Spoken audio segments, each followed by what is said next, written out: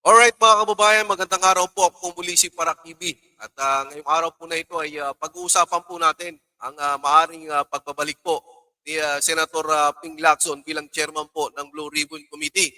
Ganon din ang payag po ni Senator Erwin Tulfo na pabor po siya na maging state witness po ng mga congressman. So ayan, kung bago pa lang po kayo sa channel natin mga kababayan, huwag niyo pong kakalimutan na mag-subscribe para lagi po kayong updated sa mga balita na binibigyan po natin ng reaksyon. At unahin na nga po natin itong balita na ito. ICI, pinagtatakpan ng mga politiko.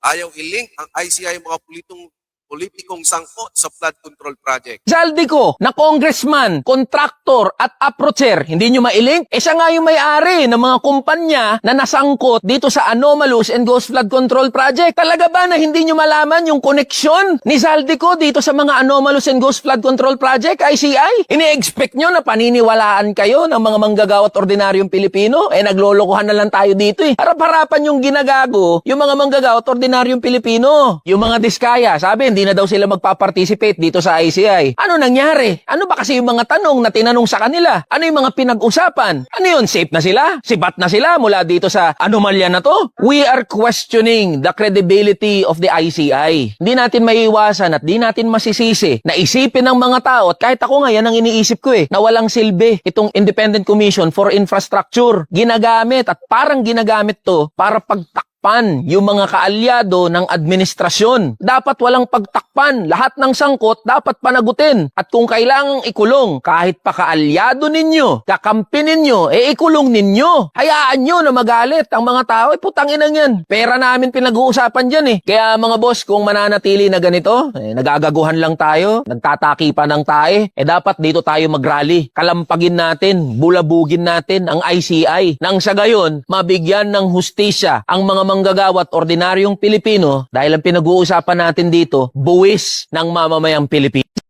So ayan mga kababayan, napakalinaw po no? At sa nakikita po natin talagang limited po ang kapangyarihan ng ICI. At muli, yung panawagan po ng mga kapatid po natin sa Iglesia ni Cristo, di ba na yun pong dapat po may live stream po sila para nakikita po natin.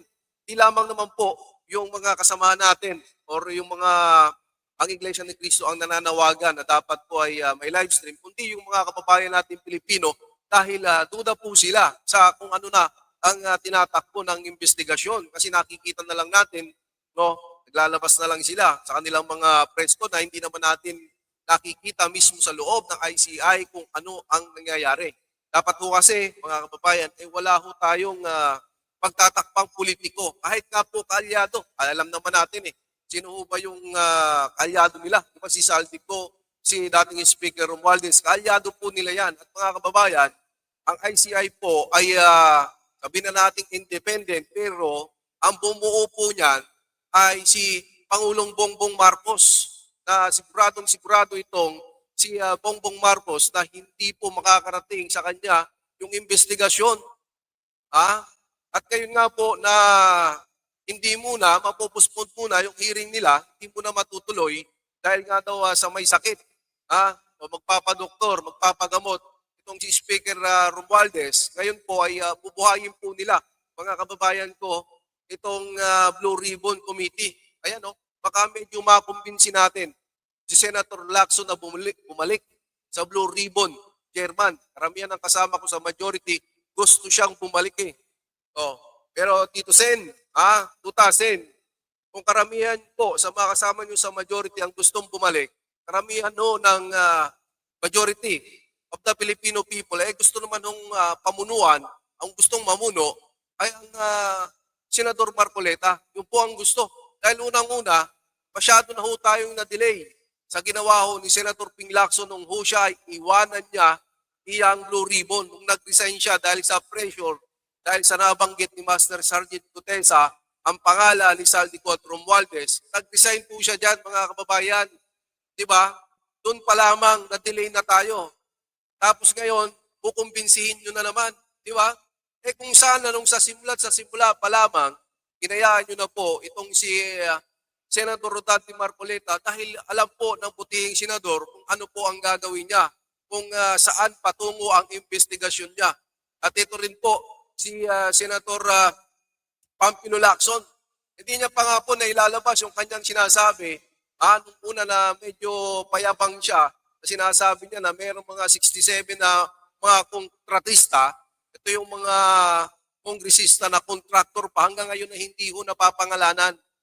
Nang mabanggit po ang pangalan ni Mr. dating Speaker Romualdez, abay mukha hong atang natakot itong si Senator Ping Lacson eh. Tapos ngayon, nihintayin nyo pa, or kukumbinsihin nyo uli. Ang mabuti ko dito, kung ako po ang tatanungin, ay maaari sana, bumaba ka dyan, Tito Sen, at ibigay mo yan sa iba para na sa ganon ay maibalik si Senador Rodante Marcoleta bilang chairman ng Blue Ribbon. Dahil kami, sigurado po kami na isa lamang ang patutunguhan. Sinabi niya nga malapit na siya sa ugat ng investigasyon, subalit natigil lamang. Diba? Bakit mo kukumbinsihin pa ang isang taong kumayaw na? May balak na naman ba kayong dalawa? Diba? Tayo nagtatanong lang tayo. Kasi kung makikita po natin, diba? Pauwiin nyo na itong pauwiin nyo na itong si Saldico para malaman natin. Parang hirap na hirap silang pauwiin eh. Si Saldico. Bakit kaya? May pinagtatakpan kaya sila? Huwag naman sana nasabihin na kailangan na siyang pabalikin at hindi siya mapabalik. Huwag natin subukan yung pasensya ng tao. Sa tingin ko doon na talagang magagalit ang taong bayan. At baka doon na sila magduda. Talaga hong dudang-duda na yung mga kababayan nating Pilipino. Kung gugustuhin lamang ho ng gobyerno na pabalikin itong si Saldico, ay napakadali lang kung gawin yan. Yung cancellation nga ho ng passport ni Saldico, ano pa? Diba? Hanggang ngayon, wala pa rin. Kung sakaling magpagamot sa ibang bansa, si Mr. Speaker, dating Speaker Romualdez, sa tingin nyo, babalik pa ba yan pagka lumabas ng bansa yan? Sana bumalik siya kasi nakikipag-cooperate naman siya sa investigasyon na ito. Pero may nakita ho ako na isang survey, 97% ng mga tinanong niya ay sinabi niya na guilty. Sinabi ng mga in-interview niya sa survey niya na yung mga kababayan natin nagsasabi na dapat talagang panagutin itong si Mr. Speaker Romualdez. Pero dito si Saldico dapat pinapauwi nyo na ito. Ano pa hong iniintay ng gobyerno na ito? Masyadong pahaba ng pahaba. Patagal ng patagal ang investigasyon. Hindi ho po pwede na ang mananagot lang dito ay yung mga kontraktor, yung mga engineers, meron hong mga mambabatas na sangkot dito. Hindi ho maglalakas ng loob yung mga kontraktor na yan, kumuha ng proyekto sa gobyerno kung walang mga baterya mga yan. Hindi ho magkakaroon ng mga ghost project, mga kababayan, kung walang mga namumursyento. Tuloy muna natin. Sa sinseridad ng investigasyon.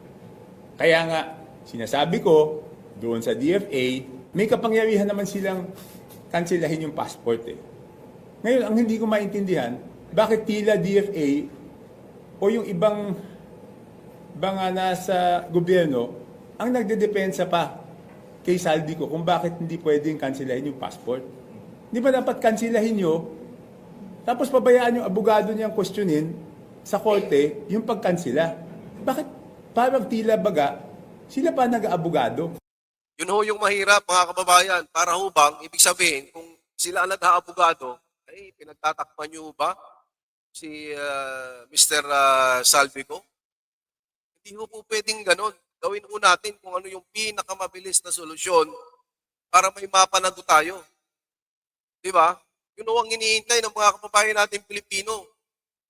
Alam na ho ng mga kababayan natin Pilipino na ang kontraktor, mga diskaya, yung mga district engineer na yan, alam na ho ng mga kababayan natin mga Pilipino na dapat yan ikulong. Ngayon, ang hinahabol ho ng mga kababayan natin ay kung sino-sino ho ang mga kasabwat ng mga kontraktor na yan. Di ba? Ang mga Pilipino ngayon ay nakatutok kay Saldico, kay dating Speaker Romualdez, at maging mismo sa Pangulong Bongbong Marcos dahil siya ang huli na pumipirma sa budget na yan. Doon na po nakatutok yung mga kababayan natin Pilipino. Pero yung Blue Ribbon natin, mga kababayan, nung hawak siya, si Senator Ping Lacson, nung nasa gasaan at nabanggit ang pangalan po ni dating Speaker Romualdez sa pamamagitan po o ng isang testigo na si retired Master Sergeant Gutesa, ay bigla akong nag-resign ito si Lacson. Tapos ngayon, gusto nyo pa, kukumbinsihin nyo na naman.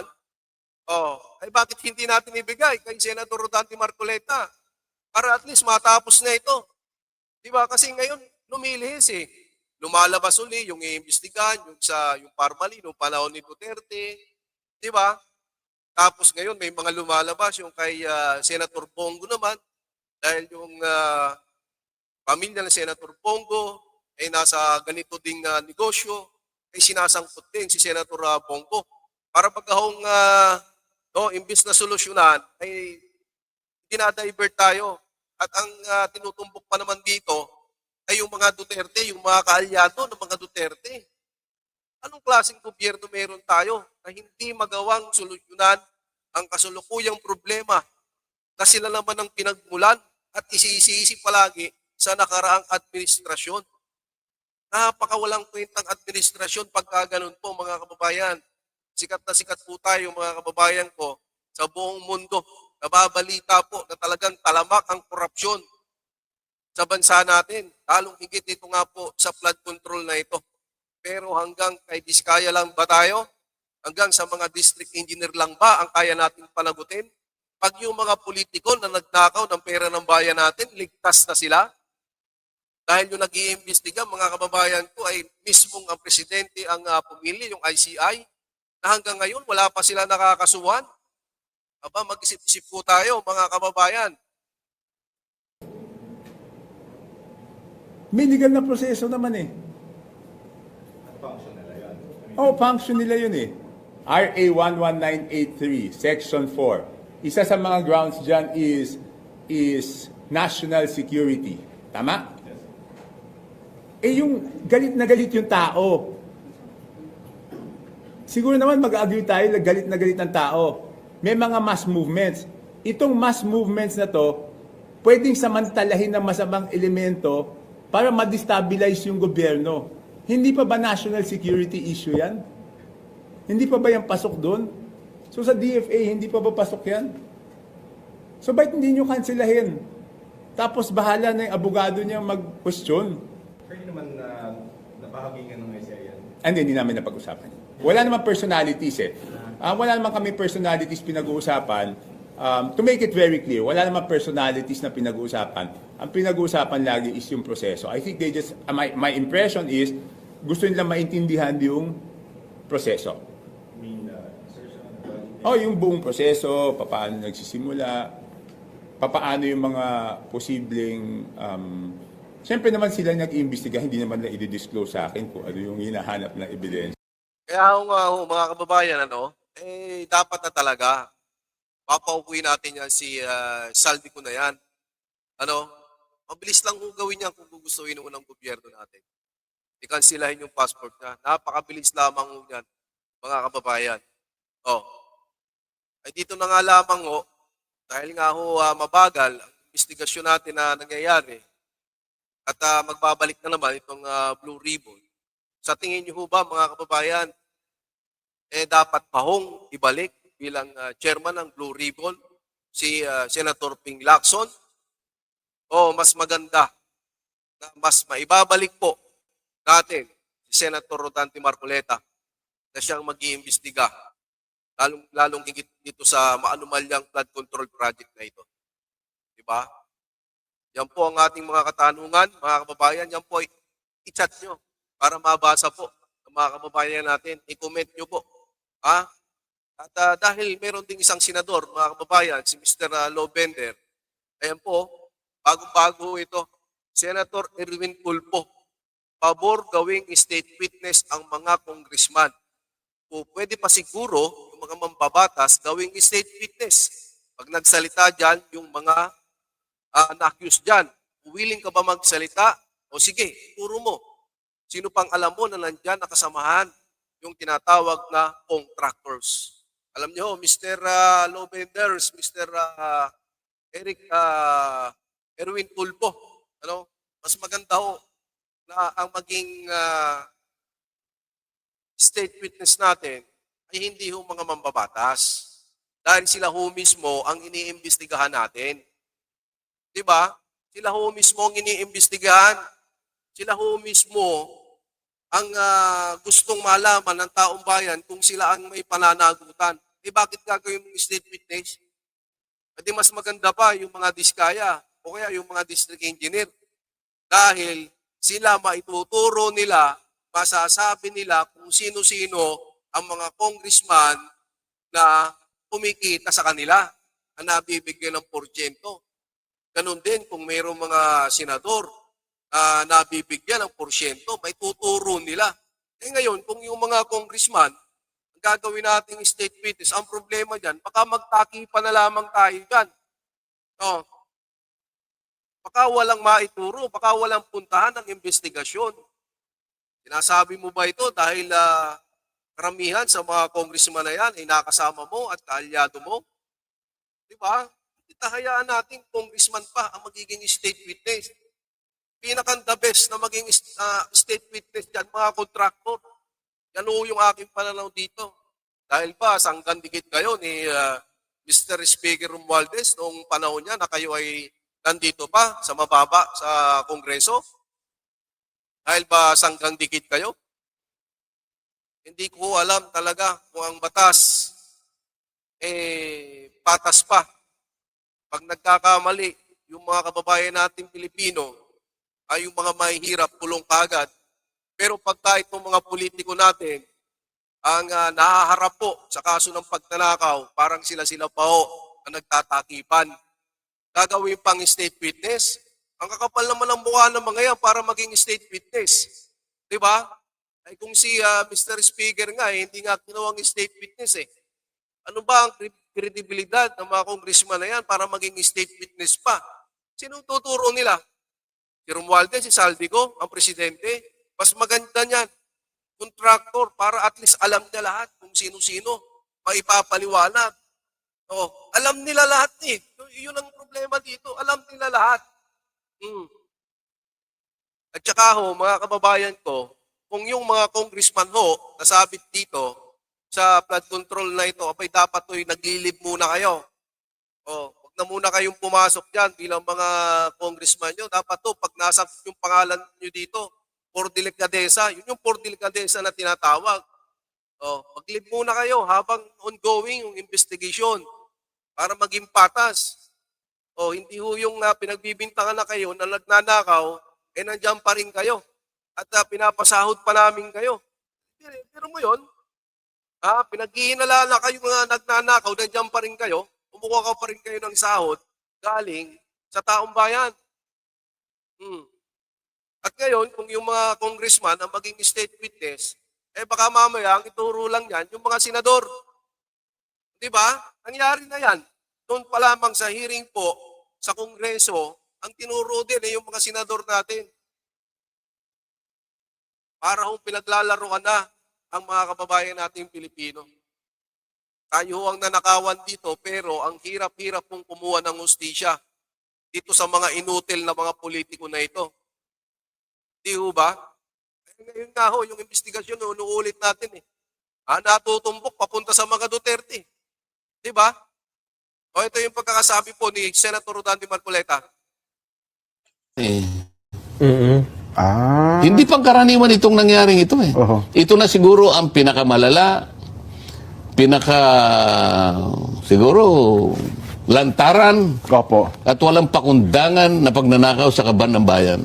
Paano mo iisipin na kaya nilang gawin yun nang hindi man lang sila nagkaroon ng konting remorse sa sarili nila? Yung pag-aalinlangan, yung pag-aatubili, hindi eh. Systematic. Talagang pinlano. Isip-isipin mo yung pagnanakaw nagsimula sa budget mismo. Wala na ho talagang hiya yung mga yan, Senador. Wala na ho hiya.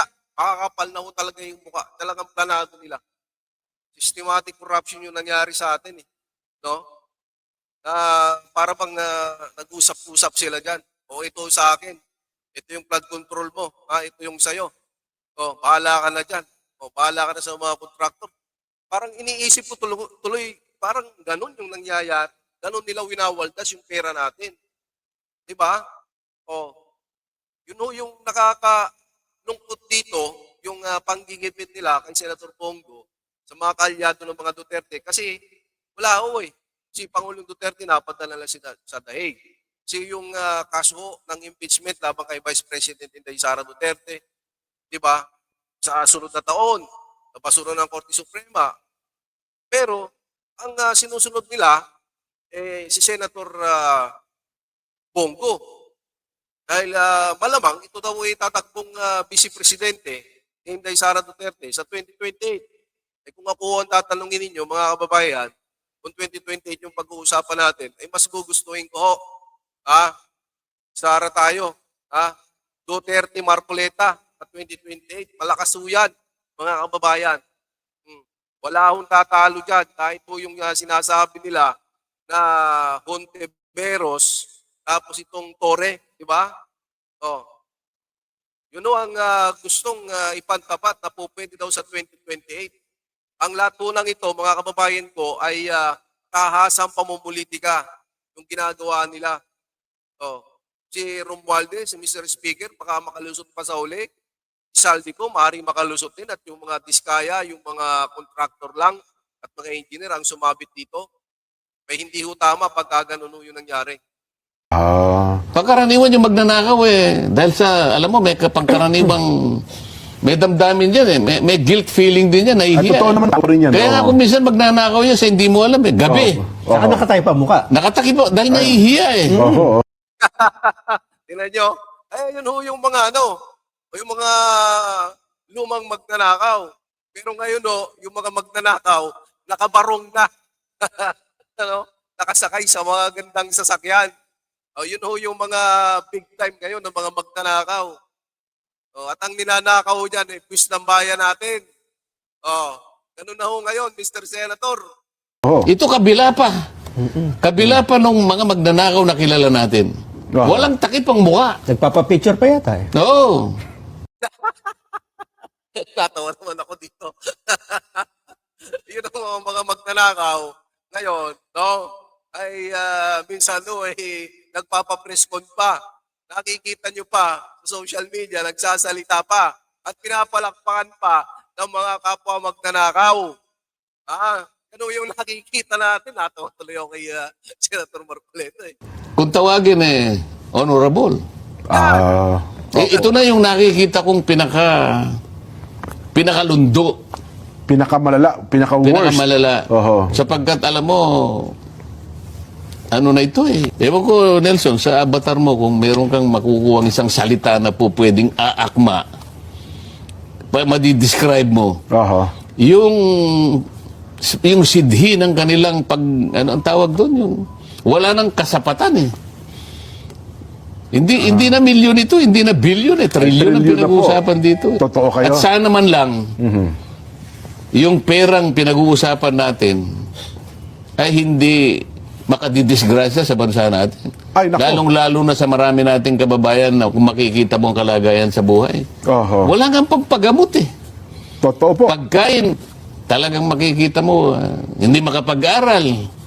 Nakikita mo yung pinuntahan ko sa Agusan. Ni tsinelas, wala yung mga bata eh. Totoo. Kaya mabuti na lang yung kasama ko, mabuti na lang naisip niya. Sabi ko, bakit naman ka ako yung mga tsinelas, hindi pare-pareho ka ako yung kulay. Kaya mo na ko, sabi niya, importante lang, meron silang... Meron sa sapi sa paa. Oo. Isip mo, kaliwa, berde, yung kanan, blue eh. Butas pa yan. Pero kahit papano, nabigyan lahat ng tsinelas. Mga bata. So, ayan po mga kababayan, yung mga magnanakaw po ngayon, nakabarong, mga honorable pa. Ulitin natin, nagpapapress con pa at minsan ay pinapalakpakan pa ng mga kapwa po nila magnanakaw. Yung pera po sana na ninanakaw nila, kung napupunta po sana sa budget po para po sa edukasyon, sa mga kabataan natin, sa kalusugan, sa sports, malaking tulong ho eh. Malaking tulong ho yun sa mga paaralan. Hindi ho ba? Malaking tulong ho sana yun. Pero ang nangyayari ho, napunta sa flood control. Napunta doon sa mga ghost project. hanggang ngayon hindi ho tayo mabigyan ng hustisya ng gobyerno ni Bongbong Marcos. Hanggang ngayon wala pa ho tayong mapapanagot. Di ba? Tapos yung mga sinasabi natin na mga magnanakaw pa, yung pa yung magiging state witness. Ano ba to, Mr. Tulpo? Sometimes we need to bend the law talaga. Na yung inaakusahan mo pa ng mga mambabatas na congressman na inaakusahan ng pagnanakaw, yung pa yung gagawing state witness. Hindi ho ata makatarungan yon sa matahon ng mga kababayan natin. Kaya nga ho, mga kababayan ko, ngayon patuloy ho ang pagsadsad ng rating ni Bongbong Marcos. Pabagsak po ng pabagsak ang rating ho ni Pangulong Bongbong Marcos. Bakit? Kasalanan niya ho yan. Diba? Tingnan niyo ho ito. O ayan, isa na namang tulpo. Sabi ho dito, PR team ni Marcos, kailangan si Bakin matapos masapawan ni BP Sara. Si Junior, kailangan ni BBM na mas igihan pa niya ang pagpapakitang gilas o kaya ay palitan na niya lahat ng kanyang mga public relation officer upang tumaas ang tiwala sa kanya ng taong bayan. Alam nyo, bilang isang commentator, nakikita ko sa mga reaksyon ng mga kababayan natin na talagang umagsak, malaki na ho ang binagsak ng popularidad ni Bongbong Marcos. At ang people power po ulit-ulitin natin, nandiyan na ho sa pintuan ng Malacanang. Ayon po sa dating DND Secretary. No? Wala tayong magagawa eh. Kasi yung kanilang mga PR, katulad dito ni Auntie Claire. Sana ang sinasabi niya, ang kinukomentuhan niya, yung magagandang nagawa ng gobyerno ni Bongbong Marcos.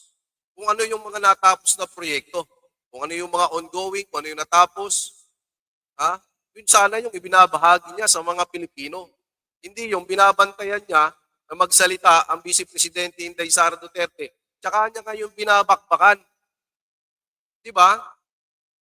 Hindi yun. Hindi dapat ganun. Kung ano na sana ang nagawa, mga proyekto, kung ano na mga natapos, kung meron ba. Nakikita ko natin wala naman daw na main infrastructure project na natapos sa panahon na ito. Itong BBM administration. Kasi nga ho, puro pamumulitika, puro pagtira sa mga Duterte. Paano nga ho, tataas pa ang rating yan, hanggang ngayon wala pa hong napapanagot yan sa flood control na yan, na kung saan ang budget ay siya ang pumirma. Kaya iniisip ng mga kababayan natin Pilipino na malamang, kasabwat siya. Di ba? Di lamang si Saldico, di lang si Romualdez.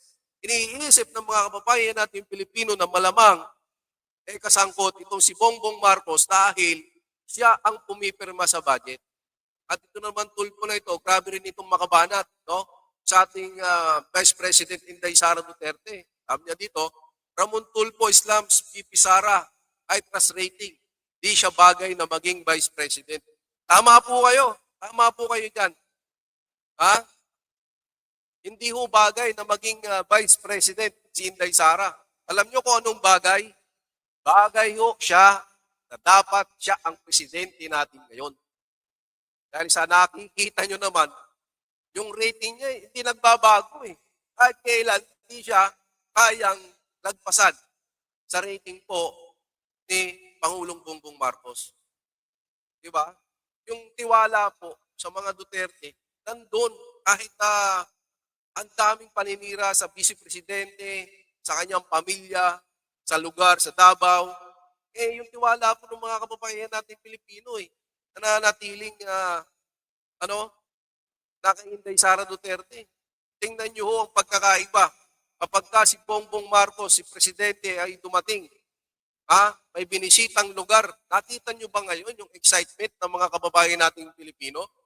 Nakakasigaw pa ba sila ng BBM ngayon? Naririnig niyo pa ho ba? Bibihira na ho. Kukunti na.